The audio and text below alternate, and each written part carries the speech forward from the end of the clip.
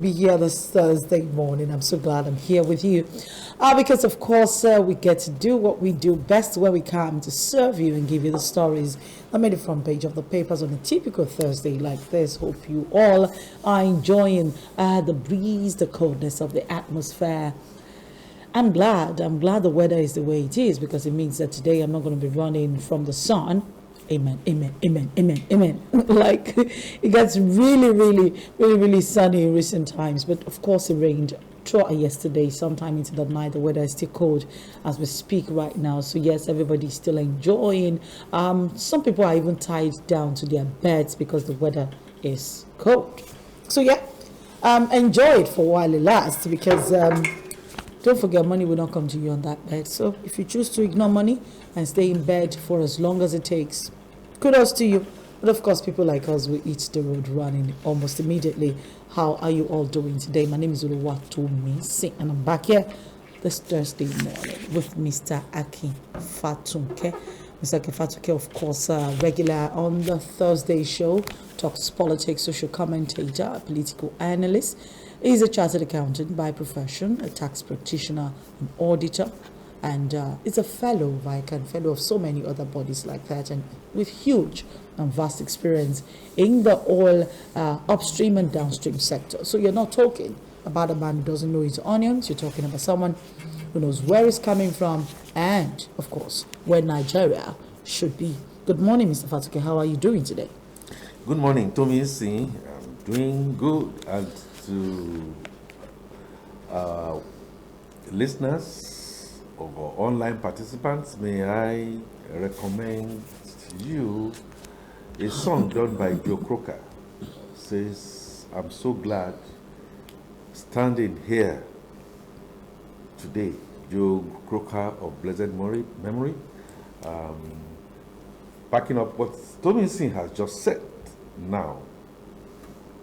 We have the weather, we have a future, we have the faith, despite our challenges. Tommy Singh, thank you very much for having me here.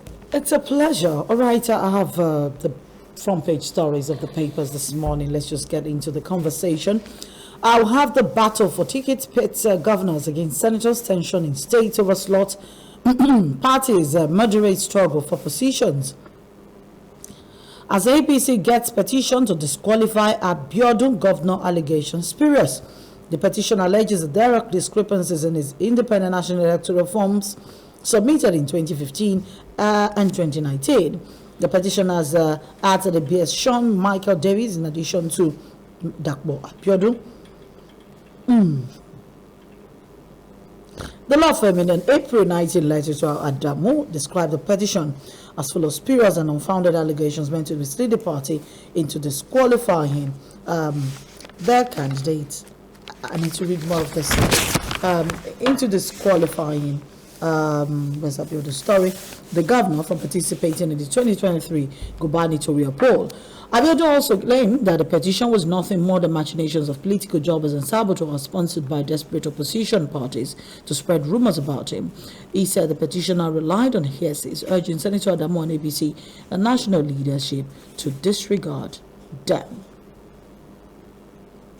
On the allegation that the governor was convicted for an offense in 1986, the chamber said the petitioner failed to attach any judgment to prove it. All right. He also has a former name.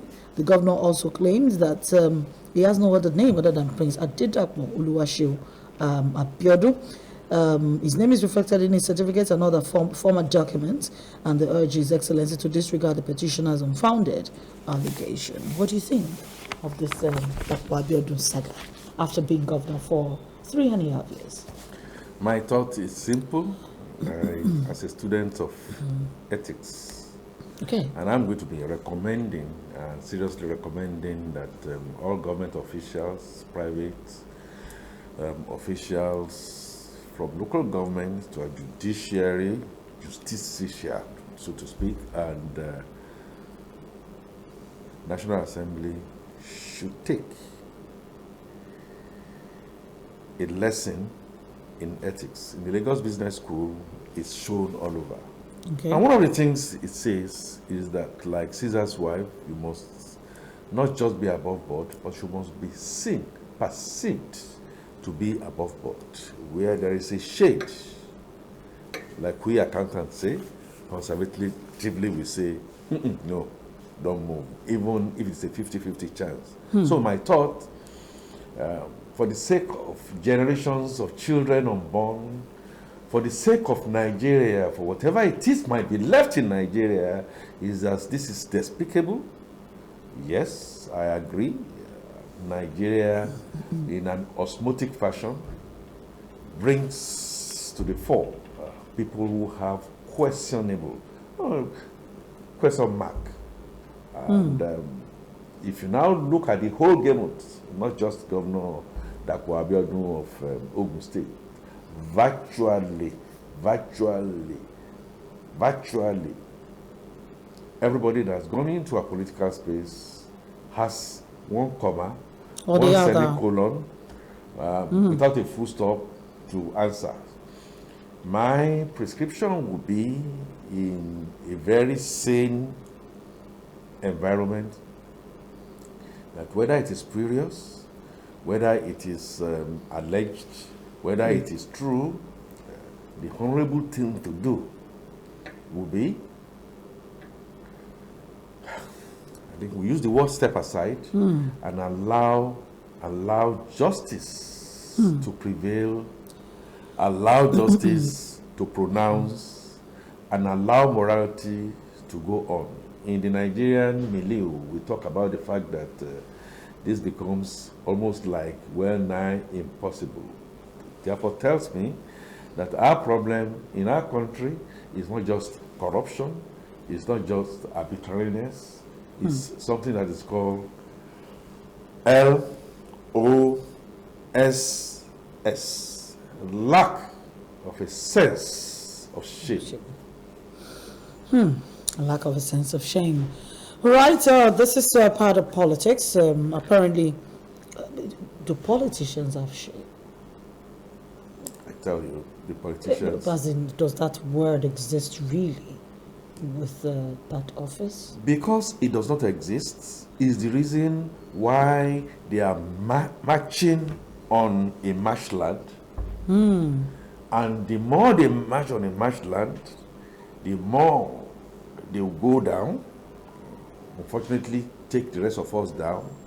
But on the last day, as the good book seems to say, many of them will put a finger on their teeth, will regret, as we've seen has happened, and more will continue to happen. Alas, too little at that point in time, too late. It doesn't exist with them, but nature is going to take its toll. And I dare say, Toby, you and I, as metaphors for the rest of the vast over 200 million Nigerians, must therefore wake up and put them in their correct pants to show them that many of them are just not fit enough. It may be a long distance race, but we must start effectively to begin to put that in place. Yes, Nigeria Ferrada say, that is Italian, meaning Nigeria can do it. We are the ones that are going to do it. We should really not be disturbing God too much. God has said that what I answered you 5 years ago, 10 years ago, please allow me to answer some other people. Yet you still go there and say, please, God, answer me. We'll cast you aside. All right, let's take a look at both stories on the papers. I'm looking at the front page of the Nation newspaper. And fraud. Federal government extradites Nigerian suspect to the U.S. No, I think you should examine that. He's actually a Yahoo boy. Yahoo boy. $148,000. Mr. Fatunke, I'm just wondering, for the government that extradited a Yahoo boy for $148,000 quickly to the U.S. and our celebrated Abba Kyari, the former leader of the IRTT, Assistant Inspector General, please. He's still here. Not extradited. and we are dancing. No. We are But dancing really, around. before the NDIA case even came about, we were still investigating. We did not want to extradite him. So Yes. We were investigating him. We did not want to extradite him. we needed to confirm that Oh, yes. those allegations were true for Yes, us. because the arm of justice grinds slowly. Well, it grinds well. And outside our shores, he's been convicted. He's been, well, at least an accomplice to crime has been established. And yet, Nigeria is still crawling. We've had cases of Nigerians who have been our governors, who have been our legislators. They run to one court, run to another court, and the Nigerian justice system keeps on moving like snail. They've been convicted out there, then they step their legs out there, and suddenly they begin to sing canaries and say, well, yes, I'm guilty. It therefore means something is fundamentally wrong in the way we have elected to pervert justice, in the way that we have worn the garment of immorality, in the way that we have been so unfair, in slap on the wrists to people that should be behind bars, and then Jane Gebe, remember in Zamfara, Jane Gebe in Zamfara who stole is it a rat or a goat? That's the one that we decide to cut off his hand. We have shown that we do not have the capacity to lead as humans. Worst case, outside the shores of Nigeria, like you're saying, culprits supporting terrorists have been named. And this government is still not seeing them. Still not seeing them. Do you actually think that that's obvious to be seen? Well, if they've seen them, or maybe they are parts of the Alibaba and the 40 Thieves. So they are talking about the 40 Thieves, but the Alibabas are the ones perhaps ruling us.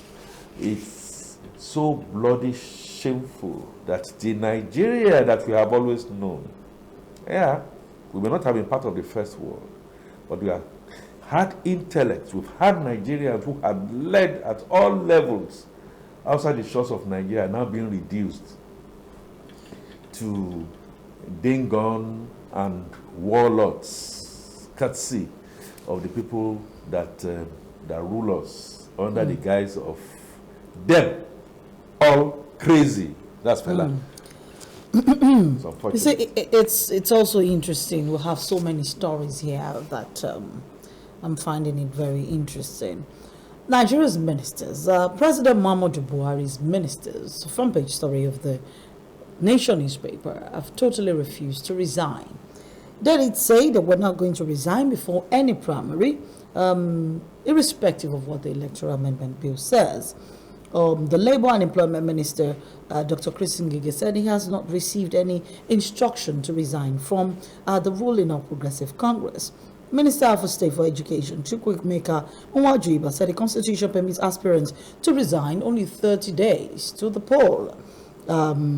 At the state level, more appointees have continued to tender their resignation following the declaration of intention to run for political offices. Right? We have so many of them. Ministers who have unfolded their presidential ambitions too, like Rotimi Amechi, Chris Ngige, have refused blatantly to resign.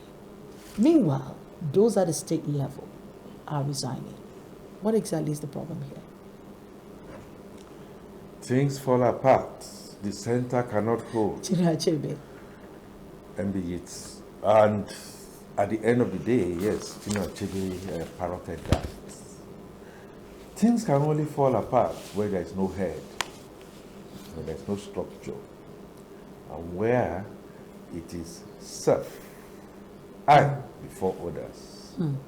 Yes, it's not only Rotimi Amechi and Dr. Ngige, who in some other climes, I want to be fair to them, in some other climes, given what they have at the backyard of what they had managed, will Not necessarily because they are guilty. We want to cover their eyes in shame before they say, yes, here I am.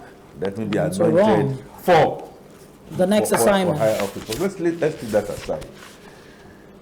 The President of the Federal Republic of Nigeria has also spoken. He spoke, and he did say, as far as he was concerned, he's been advised that they do not have to resign, and that what the electoral amendment bill is calling for is contrary to the Constitution provisions. Right, maybe right, you know. Based on technicalities, I can say yes, it's right. And where I started from is ethics and morality. Okay. Morality and ethics, sometimes they do not need a constitution. Sometimes they are not written. There are certain things that will happen from the exigency of the moment that tells you, I am a father. Yes, I'm hungry. I have children at home. And the food that I have available to me can only be from one mouth. It should not go into my mouth. It should go to the mouth of my children, even if I have to starve a little more. That is what we call head and leadership. Oh yes, they are insisting that they want to have their cake and have it. I have always posited that the world of civilizations is ruled by the 4 P's. 4 P's. The planet, which is the environment. The people, again, which is what we are seeing. The process and the procedure. The process and the procedure will be such that if you throw up something, throw it up. According to the law of physics, it must come down. In the Nigerian case, we see things that are thrown up, and rather than you are not on the moon and you are not on Mars, it keeps on going up, and you begin to wonder. Means there has been some kind of human manipulation to turn white into black, red into orange. Morality and ethics demand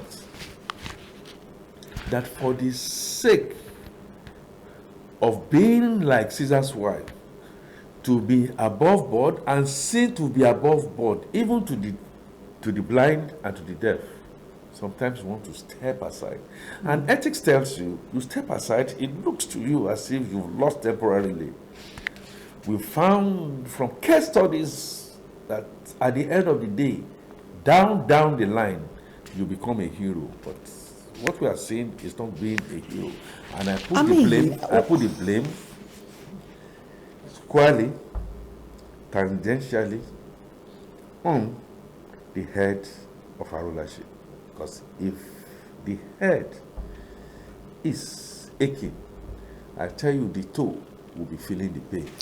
Mr. Fatunke, the Minister of State for Education is one of the plagued sector today. As in, we are plagued.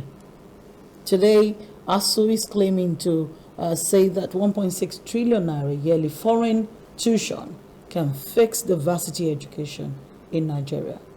People have the rights to choose to send their children abroad and pay out of pocket for school fees.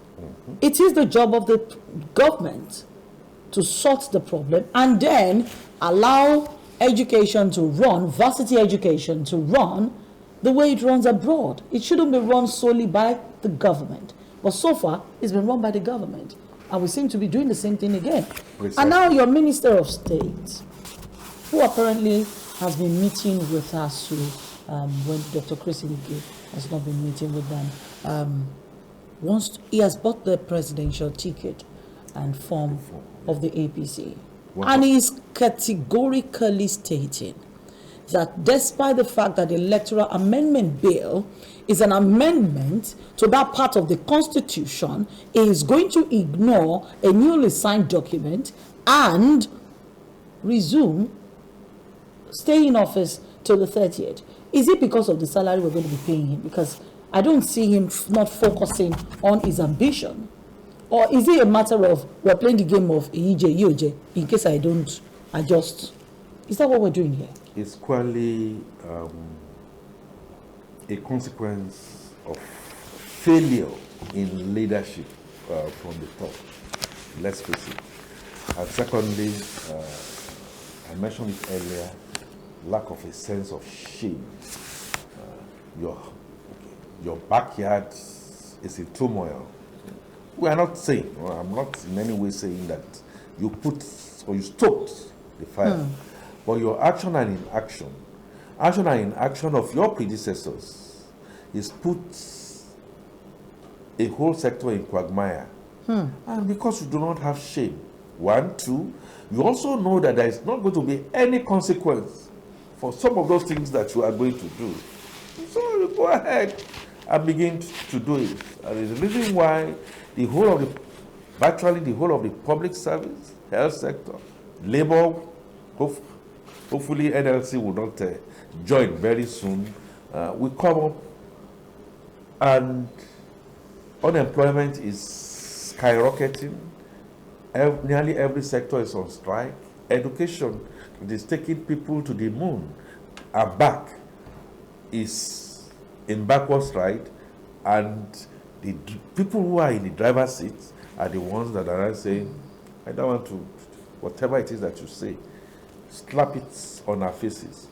Irrespective of whatever you say, impunity will continue. And they are looking at it and say, okay, if you are looking at me and saying that what I'm doing is wrong, go and look at the top now. Are we not seeing exactly the same thing? Inverting things on their head, and then they will now then come with great English, which is sounding very unsonorous to our ears, and begin to justify why they want to do what they want to do. And then we have a citizenry that keeps on looking at them, because those citizens are now saying, please let him go out, let me just go, go replace. And then when they go to replace, they do worse. So that is why of the 4 P's, the process and the procedure is so faulty. We have it on paper, de jure, but de facto, they are working in reverse. It's most unfortunate. The process, the procedure is stopping. Nigeria is being run as if we don't have process, we don't have procedure. Nigeria is being run as if we don't have a planet that we should all be looking at. Rwanda and Ghana, just not too far away from us, are making strides, and then we are moving backwards in terms of the planet. And then the worst is the people. Something is fundamentally wrong. But the people are not keeping us. quiet so much, Mr. Fatunke, because in Ondo State yesterday, angry constituents actually chased Honorable Ogumola Lui, is it Ogumola Sugi or something? Ogumola Sugi, yes, who's from Owo, and is the majority leader of the Ondo State House of Assembly. When he visited the community in Eloro, I wanted to have a meeting with them yesterday. Angry youth spotted him and apparently chased him within. He was nearly lynched, stoned, and insults and all sorts of explicits were kind of like lodged at him. He claimed it was a sponsored thing. But the youths are talking, alleged poor performance. They said no second term bid. And that was the scream they kept chanting. No second term bid. We are beginning to see little traces, small dots. Okay. They are small dots. We need more of some of these dots all over the federation. I say federation. I am not sure we have a federation. I know what we have is pockets of states in a unitary environment, governed by a constitution that lies against itself. So we need to see more of it now. What you saw in Ondo State, like us to compare to what we know is happening in so many other areas. Either those youths have been bribed or coward,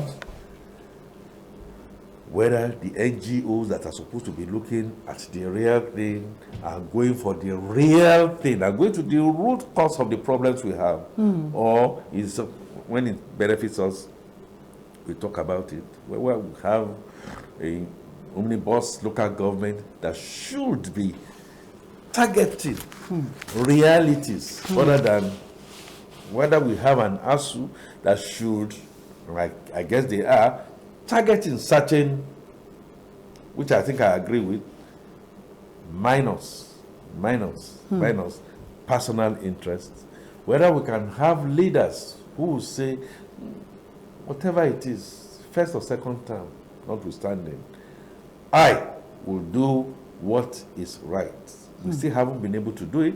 And one of the reasons why we have not been able to do it is that the process and the procedure and the people looking at the planet of the conglomerate that we call Nigeria is being structured to fail.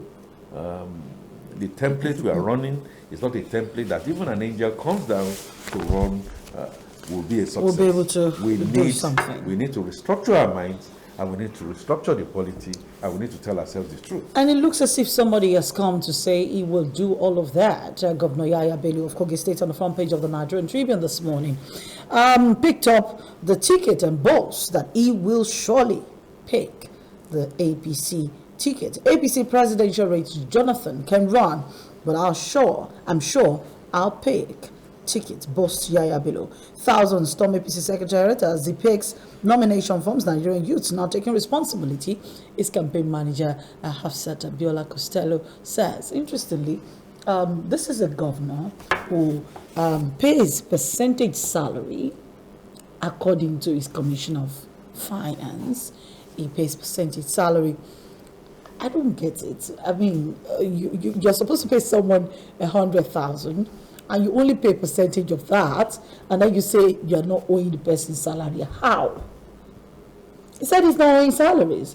And the NLC keeps saying you're owing. The state chapter of the NLC also keeps saying you are owing no salary. But the Commission of Finance says they are owing parts. They are not owing. They are paying percentages of salary because they want to use the rest of the money to improve infrastructure. Yeah, infrastructure, pay them pensions that they may not live to enjoy.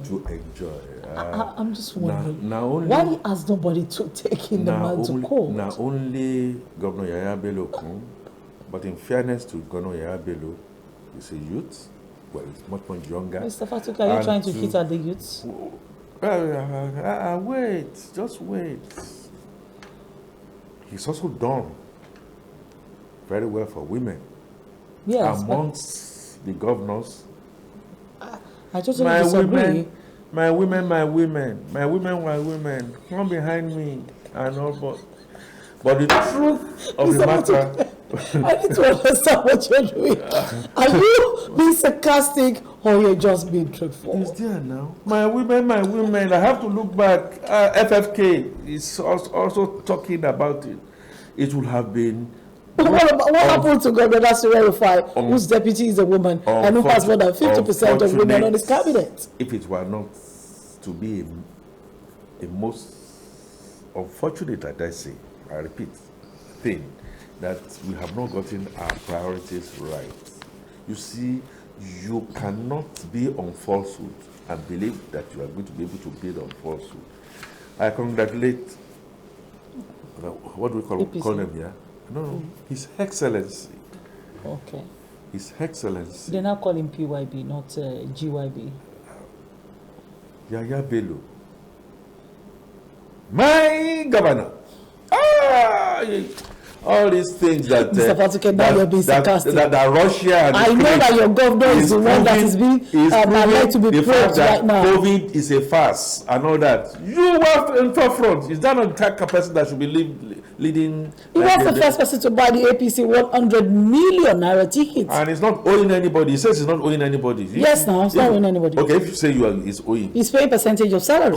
He chooses to pay percentage. Come and show me evidence that he's owing you now. How much did they pay you last? Percentage. You know, some people, whether in the private sector, are saying that even if I didn't pay you at all, yet you are looking rotund, you are looking fresh, and you are driving cars. Where is that money coming from? Oh, really? Alibaba, the 40 thieves, don't forget. The 40 thieves are saying you are bad. Alibaba is saying, I'm bad. I am the head of the thieves. You, if you understand what I mean. I think at the end of the day, a statement needs to be made. needs to be called to attention and to order. Governor Yaya Bello knows very well, and I congratulate him for stepping out. By the way, he's the youngest. I hope you've not forgotten is it 98 or 100 and something year old woman? I wonder if she's picked that phone. She said at 102, everybody has failed. I'm going to rule Nigeria. Nigeria has become a cruise ship, rudderless. Unfortunately, don't forget what I told you. Planet, the process, the procedure, and the people. Everything is in jambalaya state. All right, let's take a look at more stories here. I have some interesting ones. One of the pregnant women who was kidnapped during the Abuja Kaduna train attack is put to bed. She's delivered, in the terrorist dungeon.